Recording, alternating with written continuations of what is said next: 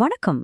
இன்னைக்கு நாம பல நூற்றாண்டுகளா செல்வம், சண்டை, ஏன் உலக வர்த்தகத்தோட எதிர்காலத்தையே தீர்மானிக்கிற ஒரு சின்ன கடல் பகுதியை பத்தி தான் ஆழமா பார்க்க போறோம். நீங்க ஒரு மேப்பை எடுத்து பாத்தீங்கன்னா இலங்கையோட முக்கியத்துவம் பளிச்சுன்னு தெரியும். ஆனா அதோட உண்மையான சக்தியோட ரகசியம் அந்த தீவுக்குள்ள இல்ல.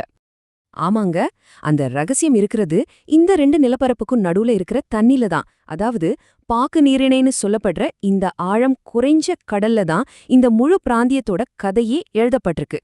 சரி, இது இன்னைக்கு ஏன் இவ்ளோ முக்கியம்னு நாம புரிஞ்சுக்க முதல்ல கொஞ்சம் காலத்துல பின்னோக்கி போகணும். ஒரு காலத்துல இந்த நீர்வழி ஒரு உலகளாவிய சூப்பர் ஹைவே மாதிரி இருந்துச்சு. அப்போலாம் இருந்த பாய்மரக் கப்பல்கள் சின்னதாவும் மிதவை ஆழம் கம்மியாவும் இருந்ததுனால இந்த குறுக்கு வழியில சுலபமா பயணம் செஞ்சாங்க. இதனால அவங்களுக்கு நேரமும் சரி வளங்களும் சரி பெரிய அளவுல மிச்சமாச்சு. இதோட விளைவு என்னன்னு இது ரொம்ப தெளிவா சொல்லுது. இந்த முக்கியமான பாதையை யார் கட்டுப்பாட்டுல வச்சிருந்தாங்களோ, அதாவது சோழர்கள், பாண்டியர்கள் மாதிரியான தமிழ் அரசுகளுக்கு செல்வம் கொட்டோன்னு கொட்டுச்சு. இந்த ஆதிக்கம் பல நூற்றாண்டுகளுக்கு நீடிச்சது. ஆனா தொழில்நுட்பத்துல ஏற்பட்ட ஒரு முக்கியமான மாற்றம் உலக வர்த்தக வரைபடத்தை மாத்தி வரைய போயிட்டு இருந்தது. ஆனா காலப்போக்குல பிரச்சனை கடல்ல இல்ல, கப்பல்கள்ல தான் வந்தது. இப்போ இருக்கிற கண்டெய்னர் கப்பல்கள்லாம் ரொம்ப பெருசு. அது மட்டும் இல்லாம தண்ணிக்குள்ள ரொம்ப ஆழமா போகும். அதனால ஆழம் கம்மியா இருக்கிற இந்த நீரிணை வழியா அதுல போகவே முடியாது.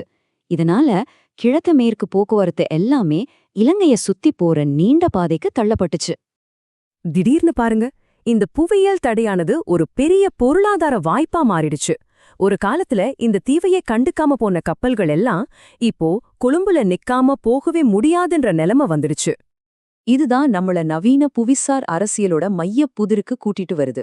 ஒருவேளை அந்த பழைய குறுக்கு வழிய மறுபடியும் திறக்க முடிஞ்சா என்ன ஆகும்? யோசிச்சு பாருங்க, இந்த கேள்வியோட தாக்கம் வெறும் உள்ளூர் அளவுல மட்டும் நிக்காது. இது உலக வர்த்தகத்தையே புரட்டி போடக்கூடிய ஒரு விஷயம். அப்படி மீண்டும் திறக்கப்பட்ட இந்த வழிய யார் கட்டுப்படுத்துறாங்களோ அவங்க உலகத்தோட பரபரப்பான வர்த்தக வழிகள்ல ஒன்னோட திறவுகோல கையில வச்சிருக்கிற மாதிரி தான். சோ இந்த மூலத்தோட கருத்துப்படி இந்த பெரிய பொருளாதார வாய்ப்பு தான் இந்த பகுதியில நடக்கிற அரசியல் மற்றும் மோதல்களுக்கு பின்னால இருக்கிற ஒரு முக்கியமான மறைமுகமான சக்தியா இருக்கு. இப்போ இருக்கிற நிலைமையே தொடரணுமா இல்ல இந்த புதிய வழியை திறக்கணுமாங்கிற அந்த ரெண்டு விருப்பமும் தான் இங்க ஒரு பயங்கரமான போட்டிக்கு வழிவகுக்குது.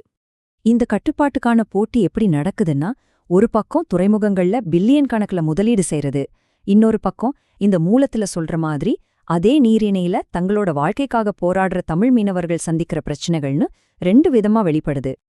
இந்த கண்ணோட்டத்துல பார்த்தா இது வெறும் வர்த்தக போட்டி மட்டும் கிடையாது. இந்திய பெருங்கடல்ல சீனாவோட செல்வாக்கு அதிகமாயிட்டு வர இந்த நேரத்துல இந்த நீரிணைய ஒரு நட்பு சக்தி கட்டுப்படுத்தினா அது இந்தியாவுக்கு ஒரு மிகப்பெரிய சீன்லகோ சொத்தா இருக்கும். இது கடல் பரப்பிய ஒரு செஸ் போர்டா வச்சு விளையாடுற ஆட்டம் மாதிரி. இங்க வைக்கிற ஒவ்வொரு ஸ்டெப்பும் இந்த பிராந்தியத்தோட அதிகார சமநிலையே மாத்திடும். இந்த கேள்விதான் இந்திய பெருங்கடலின் எதிர்காலத்தை வடிவமைக்கப் போகுது. இந்த குறுகிய நீரிணையின் தலைவிதி அடுத்த நூற்றாண்டுக்கான உலக வர்த்தகத்தின் போக்கை தீர்மானிக்கலாம்.